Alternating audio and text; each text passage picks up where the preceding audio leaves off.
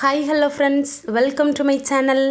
இன்றைக்கி நம்ம சேனலில் என்ன வீடியோ பார்க்க போகிறோம் அப்படின்னா, ரொம்ப நாள் ஆகிட்டு இந்த மாதிரி ரொட்டீன் ஒர்க் போட்டு அதனால தான் இன்றைக்கி கொஞ்சம் வித்தியாசமாக இருக்கட்டும் அப்படின்னு நினச்சிட்டு அதுலேயும் 1-2 சப்ஸ்கிரைபர் கேட்டிருந்தாங்க, உங்களோட டே விலாக் போடுங்கன்னு. நான் எதுக்காக ரொட்டீன் ஒர்க்கு அப்புறம் டே விலாக்லாம் போட மாட்டேன் அப்படின்னா, உங்களுக்கே தெரியும் என்னோடய வீட்டில் குட்டி பசங்க யாருமே கிடையாது. நானும் என்னோடய ஹஸ்பண்டும் மட்டும்தான். பெரிய அளவில் எனக்கு டே விலாக் இருக்குமான்னு கேட்டால் கிடையாது, க்ளீனிங் ஒர்க் இருக்குமான்னு கேட்டால் கிடையாது. எப்போவும் பண்ணுற அதே சமையல் தான். தினமும் அதே வீடியோ காட்டும்போது உங்களுக்கு போர் அடிக்கும். அதனால தான் நான் இந்த மாதிரி விலாக்லாம் போடுறதில்ல. ஏதாச்சும் ஒரு நல்ல அட்வைஸ் மாதிரியோ இல்லை சேவிங்ஸ் ஐடியா மாதிரியோ நான் சொல்கிற காரணமே சரி, அப்படியாவது நம்ம வீடியோ 4 பேருக்கு போகட்டு அப்படின்னு நினச்சிட்டு தான் போடுறேன். இன்றைக்கி ஒரு குட்டியான ஒரு ஈவினிங் ரொட்டீன் தான். நேற்று சாயந்தரம் எடுத்த விலாக் தான். அதை பார்க்கலாமா? வீடியோக்குள்ளே போகிறதுக்கு முன்னாடி உங்களோட குட்டி லைக் மட்டும் போட்டுட்டு பார்க்குறீங்களா? இப்போ வாங்க வீடியோக்குள்ளே போகலாம்.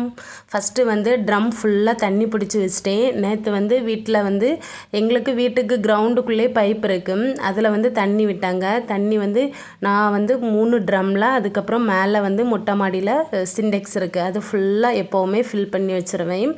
எங்கள் ஊரில் தண்ணி பார்த்திங்கன்னா 2 நாளைக்கு ஒரு தடவை வரும். வரும்போது 1 மணி நேரம் வரும். சில நேரம் தண்ணியே இல்லை, டேங்க்கில் இல்லை அப்படின்னா 10 நாள் கூட ஆகிரும். அப்போ ரொம்ப கஷ்டமாக இருக்கும். அதனால தான் நான் இந்த மாதிரி ஒரு 4 ட்ரம்மும் ஒரு சிண்டெக்ஸும் வாங்கி வச்சுருக்கேன். கொஞ்சம் மிச்ச மீதியாக நம்ம யூஸ் பண்ணிக்கலாம் அப்படின்னு.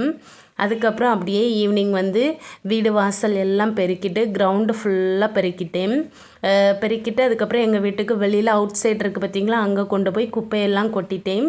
இதுதான் எங்கள் வீட்டோட அவுட் சைடு. வெளியில் இப்படி தான் கொஞ்சம் காடு மாதிரி தான் இருக்கும். அங்கே கொண்டு போய் தான் நான் எங்கள் தெருவில் இருக்கிறவங்க எல்லாருமே குப்பையை கொட்டிட்டு அதுலேயே அப்போவே எரிச்சிருவோம். நிலத்துக்காரவங்க நம்மளை ஒன்றுமே திட்ட மாட்டாங்க. அதுக்கப்புறம் பார்த்திங்கன்னா வீட்டில் இருந்த மரம் செடி எல்லா இதுக்குமே நல்லா தண்ணி ஊற்றியாச்சு. பைப்பில் தண்ணி வரக்கூடிய அன்னைக்கு வீட்டுக்கு போக மீதி வரக்கூடிய தண்ணியை இந்த மாதிரி செடி மரம் எல்லாத்துக்குமே நான் பாய்ச்சி விட்டுருவேன். அது என்னமோ தெரியல, எங்கள் வீட்டில் எப்போ பார்த்தாலும் இந்த புல் வளர்ந்து கிரவுண்டு ஃபுல்லாக அசிங்கமாகவே இருக்குது. யார் பார்த்தாலுமே இந்த புல்லை பிடுங்கலையா அப்படிலாம் கேட்குறாங்க. நான் நேற்றுக்கு ஒரு வழியாக கொஞ்சம் கஷ்டப்பட்டு ஓரளவு புல் எல்லாமே பிடுங்கி எடுத்துகிட்டு தான் கொஞ்சம் க்ளீன் பண்ணேன். க்ளீன் பண்ணுற வீடியோ எடுக்கலை, அது அடுத்த வீடியோவில் உங்களுக்கு காட்டுறேன். முன்னாடி கார்டன் டூர் வீடியோ போடும்போது குட்டியாக தென்னை மரம் இருந்துச்சு, மாமரமும் ரொம்ப குட்டியாக இருந்துச்சு. இப்போ தென்னை மரமும் மாமரமும் ஓரளவு வளர்ந்தாச்சு. எனக்கு ரொம்ப ஹாப்பியாக இருக்கும். எப்படியாவது ஒரு 2 தென்னை மரம் வீட்டை நம்பி நிற்கணும் அப்படிங்கிறதுக்காக தான் வாங்கி வச்சுருக்கேன். எதுக்காக அப்படின்னா, தேங்காய்க்கு ரூபாய் போடவே முடியலை. முந்தானத்து கடைக்கு போயிருந்தேன். அங்கே போய் ஒரு 5 தேங்காய் தான் வாங்கியிருந்தேன். சின்ன சைஸ் தேங்காய் தான். ஆனால் தேங்காயோட ரேட்டு பார்த்திங்கன்னா 5 தேங்காய் 100 ரூபா, ஒரு தேங்காய்க்கு 20 ரூபா விழுது. இதுக்கு பதிலாக நம்ம வீட்டிலையே வளர்த்தா என்ன அப்படிங்கிற ஒரு இதில் தான் நான் மரம் வச்சு 6 மாதம் ஆகிடுச்சு. ஆனால் ரொம்ப மெதுவாக தான் வளருது.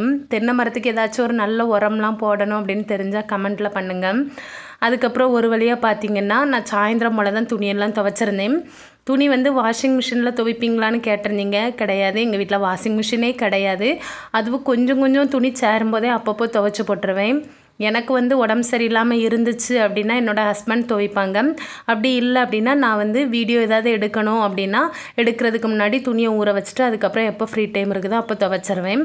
நம்ம நிறைய துணியை சேர்த்து மொத்தமாக அள்ளி போட்டு துவைக்கும் போது ரொம்ப கஷ்டமாக இருக்கும். அதனால் துணி ஒன்று பாத்திரம் ஒன்று கொஞ்சம் சேரும்போதே அப்படி நம்ம நீட்டாக துவைச்சி பாத்திரத்தை கழுவி வச்சிடணும். அதுக்கப்புறம் பார்த்திங்கன்னா நான் பின்வாசல் வழியாக வீட்டுக்குள்ளே வரலான்னு பார்த்தா நான் கதவை பூட்டி வச்சுருக்கேன். இதுதான் எங்கள் வீட்டு ஹால். நிறைய பேர் ஹோம் டூர் வீடியோவில் பார்த்துருப்பீங்க. நான் வீடு தினமும் காலையில் ஒருக்கா சாயந்தரம் ஒருக்கெல்லாம் நான் பெருக்க மாட்டேன். சாயந்தரம் மட்டும்தான் பெருக்குவேன். ஏன்னா வீட்டுக்குள்ளே அந்தளவு தூசியெல்லாம் வராது. நான் மட்டும் அப்படிங்கிறனால நம்ம எப்படினாலும் பேப்பர் கவர் எதுனாலுமே யூஸ் பண்ணிவிட்டு அந்தளவு கொண்டு குப்பை தொட்டியில் போட்டுருவோம். வீட்டுக்குள்ளெல்லாம் போட மாட்டேன். அதுக்கப்புறம் கட்டிலில் பார்த்திங்கன்னா நிறைய அழுக்கு துணியை துவைச்சி கொண்டு அப்படியே அள்ளி போட்டிருக்கேன், இன்னும் மடித்து வைக்கலாம். அதுக்கப்புறம் இந்த பெரிய கவர் நிறைய பிளாஸ்டிக் கவர் தான் இருக்குது. எதுக்காகனா அப்பப்போ சேரக்கூடிய கவர் இந்த மாதிரி வச்சுருப்பேன். தெருவில் யாராவது இந்த புளி, அதுக்கப்புறம் எங்கள் வீட்டில் லெமன் இருக்குது பார்த்திங்களா, லெமன் யாராச்சும் விலைக்கு கேட்டாங்கன்னா இந்த கவரில் வச்சு கொடுப்பேன். அது எதுக்கோ சரி வேஸ்ட்டில் போடுறத விட வீட்டிலையே ஸ்டோர் பண்ணி வைக்கலான்னு வச்சுருக்கேன். வேண்டாத நேரம் எடுத்து குப்பையில் போட்டு கொளுத்திடுவேன். அப்புறம் அப்படியே கிச்சனுக்குள்ளே வந்தாச்சு. கிச்சனுக்குள்ளே எப்போவுமே பாத்திரம் வந்து கழுவி நீட்டாக தான் இருக்கும். நம்ம வந்து எந்த ஒரு சமையல் வேலை செய்கிறதுக்கு முன்னாடியும் நம்ம கிச்சனில் வந்து எச்சி பாத்திரம் இல்லாமல் பார்த்துக்கணும். அப்போ தான் நம்மளுக்கு வந்து சமைக்கும் போதே கொஞ்சம் நல்ல பாசிட்டிவான வைப்பில் இருக்கும். வீட்டில் இன்றைக்கி எல்லா காய்கறியுமே இருக்குதுன்னு பார்க்காதீங்க. முந்தா நேற்று போய் தான் உருளைக்கிழங்கு, முட்டை, சின்ன வெங்காயம், பெரிய வெங்காயம் எல்லாமே பல்காக ஒரு அமௌண்ட்டுக்கு வாங்கி கொண்டு வச்சுருக்கேன். அப்புறம் பார்த்திங்கன்னா இந்த செராமிக்கு இந்த புளி போட்டு வைக்கக்கூடிய இந்த கல், இந்த ஜாடி வந்து பெருசாக இருக்கிறது வந்து கிரேசி அக்கா சொல்லுவேன் பார்த்திங்களா, பக்கத்தில் ஒரு ஃப்ரெண்டு அவங்க வந்து வாங்கி கொடுத்தாங்க. அவங்களோட சேனலையும் எல்லாருமே கொஞ்சம் சப்ஸ்கிரைப் பண்ணிக்கோங்க. அந்த அக்காவும் ஒரு நியூ யூடியூபர் தான். கண்டிப்பாக இந்த மாதிரி புதுசாக வரக்கூடிய யூடியூபருக்கு வந்து சப்போர்ட் பண்ணுங்கள். அந்த அக்கா வந்து எங்கள் வீட்டில் இந்த மாதிரி செராமிக் பவுல் இல்லை அப்படின்னு அவங்க பார்த்துட்டு டக்குன்னு மறுநாளே எனக்கு வாங்கி கிஃப்ட் பண்ணாங்க. கிரேசி அக்காவோட யூடியூப் சேனல் நேம் வந்து சாண்ட்ரா விலாக் அப்படி போட்டாக்கி டிபியில் ஒரு குட்டி பையனும் குட்டி பொண்ணு இருப்பாங்க. அதை பார்த்தே நீங்கள் கண்டுபிடிச்சிடலாம். என்னோடய சப்ஸ்கிரைபர் மறக்காமல் அவங்களே சப்போர்ட் பண்ணுங்கள். அவங்களோட வீடியோ எல்லாமே ரொம்ப நல்லாயிருக்கும். எங்கள் வீட்டுக்கு ஆப்போசிட் வீடு தான் அவங்க வீடு. கண்டிப்பாக நான் ஒரு நாள் அவங்க வீட்டுக்கு போனால் அந்த அக்கா பண்ணுற குக்கிங் வீடியோ, அப்புறம் அவங்க வீட்டோட ஹோம் டூர் வீடியோ ஏதாச்சும் உங்களுக்கு லாங் வீடியோவில் போடுறேன். ஜாலியாக இருக்கும். அதுக்கப்புறம் பார்த்திங்கன்னா ஃப்ரிட்ஜில் இருந்து பால், வெண்டைக்காய், மற்ற காய்கறிகள் எல்லாமே இருக்குது. பால் பார்த்திங்கன்னா ஒரு பாட்டி தான் கொண்டு வருவாங்க. அதை நான் வந்து காலையில் அந்த பாட்டி ஒரு 8 மணி போல் கொண்டு வருவாங்க. அதை காலையிலே காய்ச்சா என்ன அப்படின்னு நினைப்பீங்க. ஆனால் நான் வந்து அப்படி காய்க்க மாட்டேன். ராத்திரி தூங்க போகிறதுக்கு முன்னாடி தான் நம்ம வந்து சாப்பாடு கம்மியாக சாப்பிட்டுட்டு ஒரு கிளாஸ் பால் குடிச்சிட்டோம் அப்படின்னா வயிறு நல்லா ஃபில்லிங்காக இருக்கும். இன்னொன்று காலையிலே காய்க்கலாம் அப்படின்னா என்னோடய ஹஸ்பண்ட் வந்து வேலைக்கு போயிடுவாங்க, சீக்கிரமாகவே போயிடுவாங்க. அப்போ அவங்க வேலைக்கு போகிறவங்களுக்கும் வீட்டில் வந்து நம்ம ஒரு கிளாஸ் பால் கொடுக்கணும் அப்படிங்கிறதுக்காக தான் நைட்டு காய்ப்பேன். அப்புறம் பார்த்திங்கன்னா ஃப்ரிட்ஜில் இந்த பச்சை பட்டாணி வச்சுருக்கேன். இது வந்து காய்கறி கடையில் தான் வாங்கினேன். இந்த பட்டாணி யூஸ் பண்ணால் அதுலேருந்து நிறைய சாயம் வந்து வருது தண்ணியில் போட்ட உடனே. இனி இது வாங்கக்கூடாது அப்படின்னு நினச்சிருக்கேன். இது வந்து அப்போ கெமிக்கல் தான் அப்படின்னு எனக்கு இப்போ தான் புரிஞ்சிருக்கு. முன்னாடி நான் எப்படி பட்டாணி வாங்குவேன் அப்படின்னா, இந்த நம்ம நார்மலாக பச்சை பட்டாணி வாங்கி ஊற வச்சு தான் பூரி சப்பாத்திக்கெலாம் செய்வேன். இந்த வாட்டி நான் தெரியாமல் இதை வாங்கிட்டு வந்துட்டேன். ஒரு பாக்கெட்டு 10 ரூபான்னு தான் கொடுத்தாங்க. அதுக்கு ஆசைப்பட்டு தான் வாங்கினேன். அது கடைசியில் என்ன சொதப்பிருச்சு. அப்புறம் மேலே பார்த்திங்களா இந்த டப்பு, இது வந்து ரேட்டை சொன்னால் ஷாக் ஆயிடுவீங்க. 150 ரூபா தான். எங்கள் ஊரில் போன மாதம் 150 ரூபாய்க்கு இந்த டப்பு. அப்புறம் இப்போ ஒன்று காட்டுறேன் பார்த்திங்களா, ஃப்ரிட்ஜை தூக்கி வைக்கக்கூடிய அந்த ஸ்டாண்டு, இது ஒன்று. அப்புறம் வந்து என்னோடய ஹஸ்பண்டுக்கு வந்து ரொம்ப ரொம்ப பிடிச்ச ஒரு சென்ட் பாட்டில் ஒன்று வாங்கினாங்க. அந்த சென்ட் பாட்டில் பார்க்குறதுக்கு குட்டியாக இருந்துச்சு. எந்த பொருள் எடுத்தாலுமே 150 ரூபா தான். ரொம்ப ஒர்த்துன்னு தான் சொல்லணும். இந்த சென்ட்லாம் அவ்வளோ ஸ்மெல் வந்து அவ்வளோ சூப்பராக இருந்துச்சு. எல்லாமே அவங்களுக்கு பிடிச்ச மாதிரி ஒரு 4 பொருள் வாங்கிட்டு வந்தாங்க. அதுக்கப்புறம் கடைசியாக இப்போ நான் இந்த காட்டக்கூடிய இந்த ஸ்க்ரீன் தான். இது வந்து இவங்க வந்து முன்னாடி வந்து எங்கள் வீட்டில் இருந்த ஸ்க்ரீன் வந்து ரொம்ப பழசாயிட்டு இப்போ இது வாங்கினாங்க. இந்த ஒரு பீஸ் வந்து 150 ரூபா. ஓகே தான். கலர் வந்து எங்கள் வீட்டு டைல்ஸ்க்கும் இந்த ஸ்க்ரீனுக்கும் கொஞ்சம் மேட்சிங்காக இருக்குது பார்த்திங்களா, அதனால் வாங்கினது. எங்கள் வீட்டு சோஃபா, ஸ்க்ரீனு, ஃப்ரிட்ஜு எல்லாமே ஒரே மாதிரி தான் இருக்கும். அந்த மாதிரி தான் நானும் பார்த்து எடுப்பேன். ஏன்னா எனக்கு இந்த ப்ளூ கலர்னால் ரொம்ப பிடிக்கும். ஒரு வழியாக வெளியில் பெருக்கி துணி துவைச்சி பாத்திரம் எல்லாம் தேய்ச்சி வீடு எல்லாம் கூட்டி அள்ளி அப்படி கொஞ்சம் வீடியோ எடுத்துகிட்டு இருக்கும்போது தெருவில் வந்து முளைப்பாரி கொண்டு வந்துட்டு இருந்தாங்க. நல்ல கொட்டு சவுண்ட்லாம் போட்டு கொண்டு வந்தாங்க.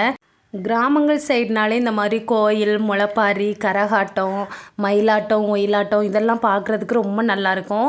நானும் அப்படியே கொஞ்ச நேரம் நின்று அந்த கூட்டத்தை எல்லாம் ரசிச்சுட்டு அதுக்கப்புறம் அப்படியே போர் அடிச்சிருச்சு. அப்படியே வீட்டுக்குள்ளே வந்தாச்சு. மத்தியானம் போல் நான் சமைக்கிறதுக்கு பெரிய அளவில் குழம்பு எதுவுமே வைக்கல. என்னோடய ஹஸ்பண்ட் வந்து கடையில் வாங்கி சாப்பிட்டுட்டாங்க. ஏன்னா அவங்க வந்து வெளியில் பக்கத்து ஊரில் வேலைக்கு போயிருந்தாங்க. அதனால நான் வந்து குழம்பு எதுவும் வைக்கல. இனி ராத்திரிக்கு சமைக்கணும் அப்படிங்கும்போதே எனக்கு பெரிய தலை எரிச்சலாக இருக்கும். ஆனாலும் ஒரு வழியாக அழுது எடுத்து கொஞ்சமாக அந்த வழுதனங்க இருந்து அதை ரவுண்டாக கட் பண்ணி மிளகாத்தூள், மஞ்சள் தூள், உப்பு போட்டு சூப்பராக கொஞ்சமாக எண்ணெய் ஊற்றி பொரிச்சாலே சூப்பராக பொரிஞ்சு வரும். இதை வந்து நம்ம வந்து வெறுஞ்சோறில் விரசி சாப்பிட்டாலே டேஸ்ட்டு சூப்பராக இருக்கும். ஆனால் என்னோடய ஹஸ்பண்டுக்கு இந்த காய் பிடிக்காது. அவங்களுக்கு தனியாக வந்து முட்டை குழம்பு வைக்கலாமான்னு நினச்சிருந்தேன். ஆனால் அவங்க வந்து முட்டை தொக்கு, அதாவது முட்டை வறுவல் மாதிரி எனக்கு பண்ணி கொடுன்னு சொன்னதுனால நான் வந்து வெங்காயம், தக்காளி, முட்டை, சிக்கன் மசாலா, மிளகாத்தூள் எல்லாம் போட்டு சூப்பராக முட்டை வறுவல் மாதிரி பண்ணிட்டேன். ராத்திரி ஒரு நேரத்துக்கு அப்படிங்கிறதுனால இந்த மாதிரி சிம்பிளான சமையலில் நான் முடிச்சிருவேன். பெரிய அளவில் குழம்பு வைக்கணும் அப்படின்லாம் நான் யோசிக்க மாட்டேன். மதியம் வந்து என்னோடய ஹஸ்பண்ட் வருவாங்க அப்படின்னு நினச்சிட்டு தான் நான் இவ்வளோ சோறு பொங்கினேன். கடைசியாக அவங்க வரல. அதுக்கப்புறம் பார்த்திங்கன்னா பாலையும் காய்ச்சி வச்சாச்சு. இனி சோறு வந்து கொஞ்சமாக சாப்பிட்டுட்டு நாளைக்கு காலையிலே பழைய கஞ்சி இருந்தால் குடிக்க வேண்டியதான். நேற்றுக்கான டே விலாக் இப்படி தான் போச்சு. பிடிச்சிருந்து அப்படின்னா மறக்காமல் லைக் பண்ணுங்கள். பாய்.